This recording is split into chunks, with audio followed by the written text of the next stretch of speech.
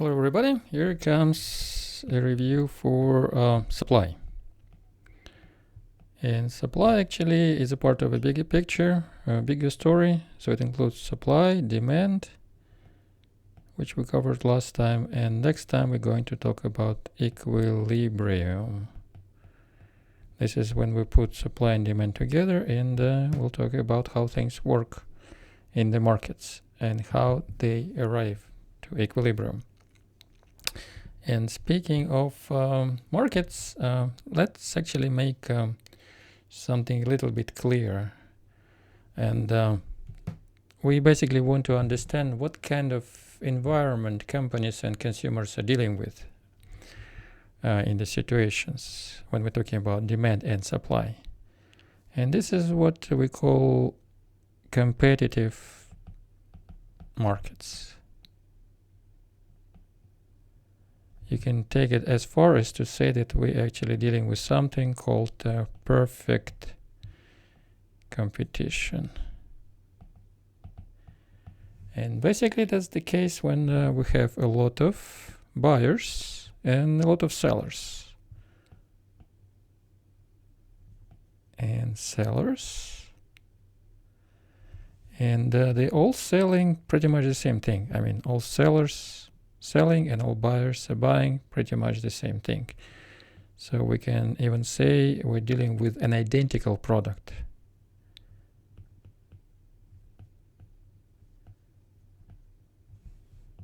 And if this is the case, then every seller and of course every buyer becomes what we call a price taker. Which means that no one can affect the market price. And we're going to talk more about this when we get to market equilibrium. But for now, I just want you to understand that neither companies, no buyers, consumers can choose the price. I mean, you come to the market, you see this sticker, and this is what you pay, and this is what you're getting paid if you are a seller. So now let's get to supply. And well, supply is basically a curve, a graph on a diagram that connects quantity, now it's quantity supplied, to the price. And again, price comes from somewhere, basically. The fancy word for this would be it's an exogenous variable. So at this point, we are not really worried about where the price comes from. Again, no one can choose it, it's given. And if price is given, then the higher the price is, the more stuff will be delivered to this market to sell. Well, yeah, the positive slope pretty much tells us that we have a positive relationship between price and quantity supplied. So as before, on the demand curve, we can connect price with quantity. Only now it's quantity supplied. So let's say this is price 1. So given this supply curve, QS given price 1 will be the quantity sold at this market given this price, and a whole bunch of other variables which you are not seeing on this diagram, but that are kind of hiding behind it. All right, so the first thing to understand is that if we have a given supply curve and the only thing that is changing is price of the good itself, then supply curve doesn't change, it doesn't move, it just stays put. So if price of the good itself goes up, let's say to P2, well, quantity supply is increasing as we are moving along the curve. So more of this stuff will be delivered to the market. But again, in terms of terminology, we cannot say that supply changes in response to change in price. We can only say that quantity supplied changes in response to change in price.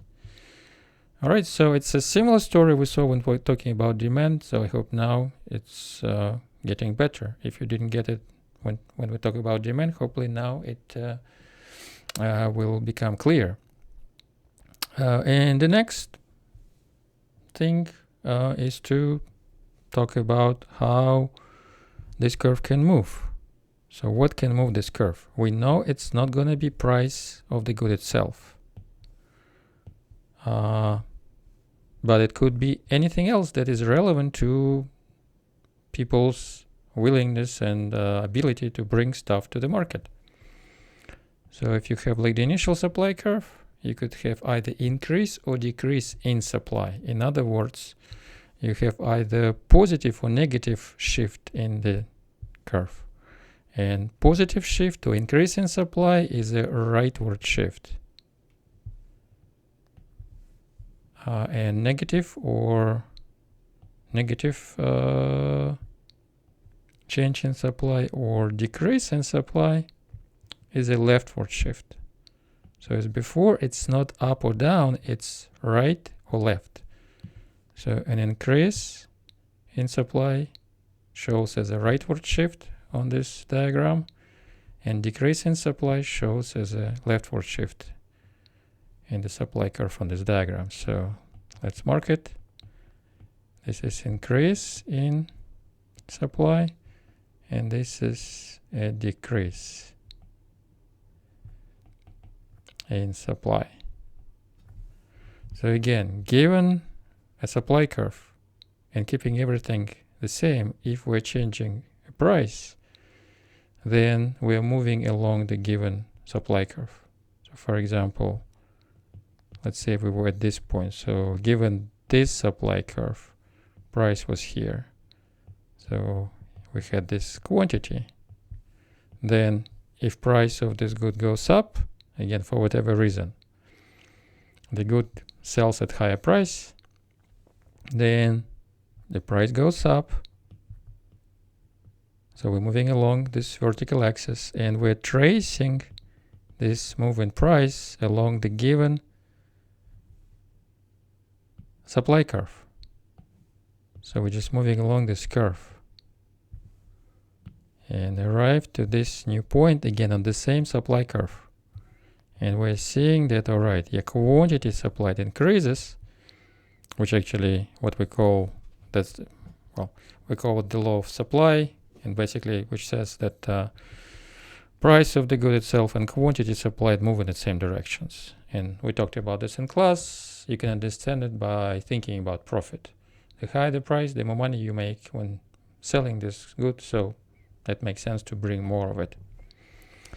All right, but again, the important thing is to remember that changes in price of the good itself doesn't affect supply, or in other words, it doesn't shift the supply curve. It only affects quantity supply as we move along the given supply curve. All right, so what are those factors that actually could create this or produce this shift in supply curves? Well, let's put them down and call them shift factors. And there are a whole bunch of them. So let's write them down and then talk about the most interesting ones. So the first one we can put on our list is expected future prices. Next one is prices of related goods. Then prices of inputs, number of sellers, and productivity.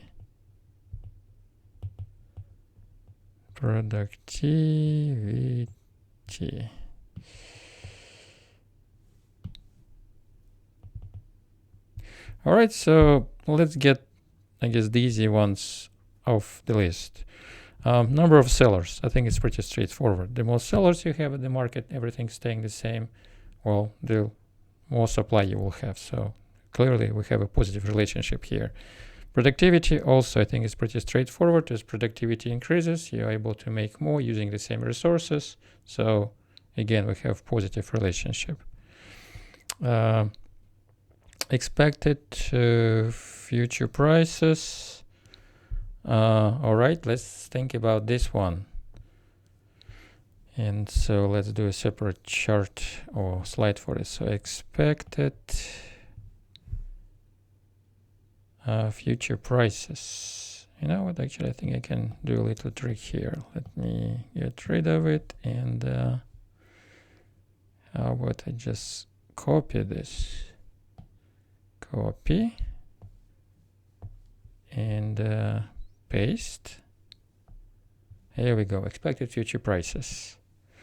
So if expected future price of a good goes up, and this is how we're going to define it or show it, E for expected price. So again, it's not the same as the current price, and we're interested in changes in current supply, not future supply. So if expected future price goes up, what effect it's gonna have on current supply? Well, let's think about it. If you're a seller and you expect price of the good to go up in the near future, what would be your actions?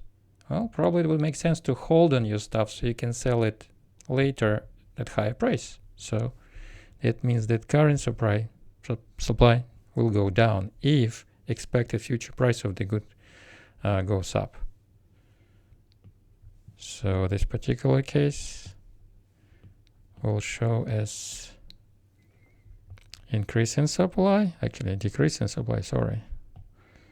So this is S0, this is S1, so decrease in supply. As expected future price increases, current supply goes down, and that again shows as a leftward shift on the supply curve. Next thing on our list, prices of inputs. Prices of inputs.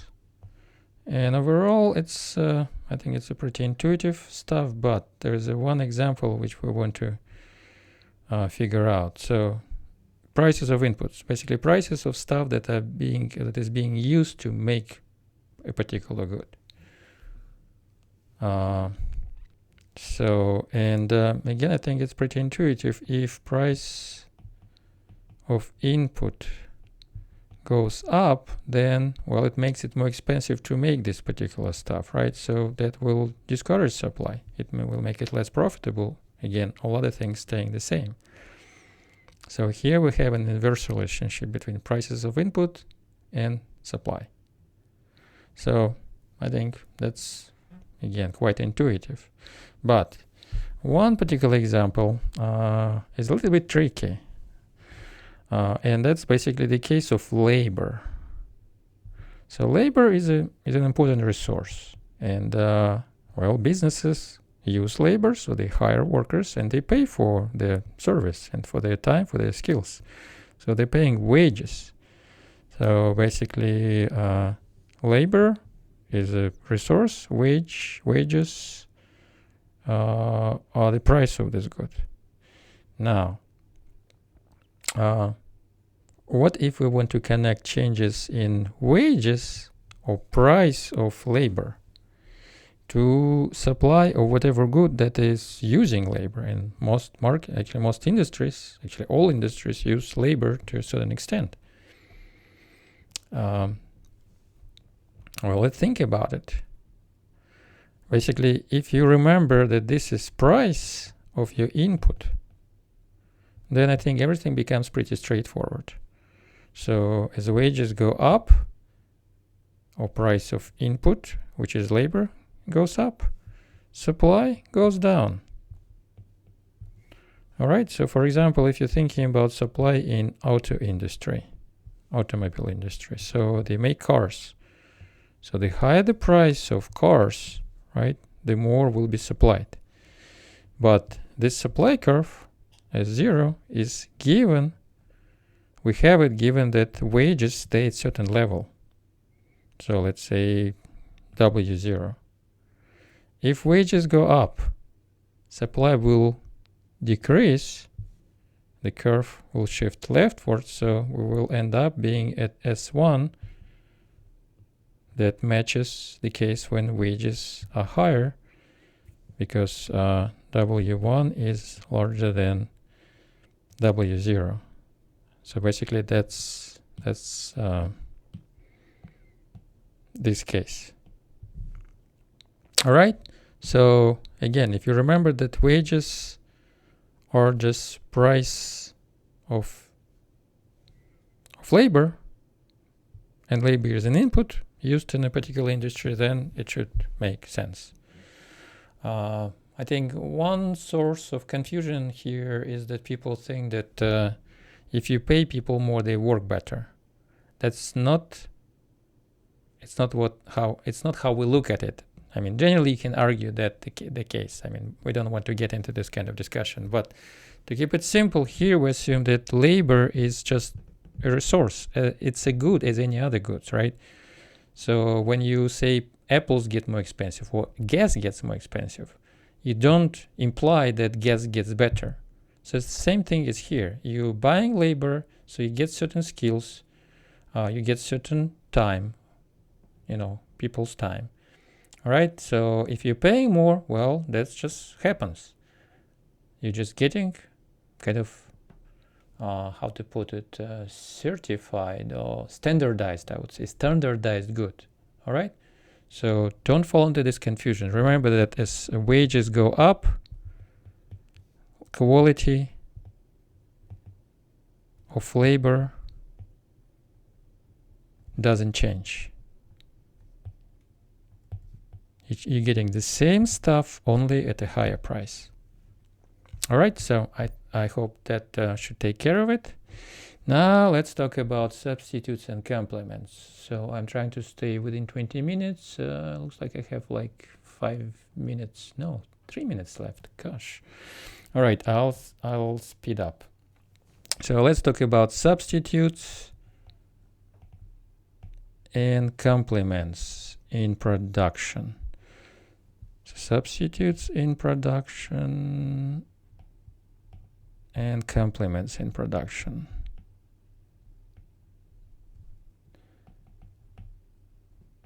And we already talked about substitutes and complements, but we talked about substitutes and complements in consumption. So it's quite a different story here.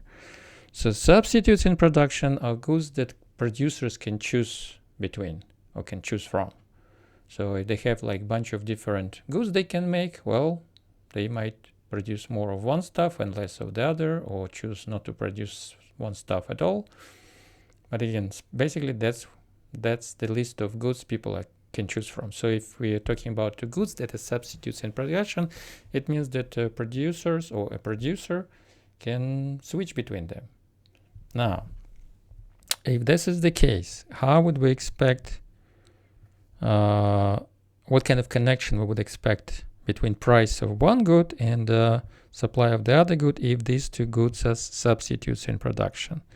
So if price of good A goes up, how supply of good B is going to respond?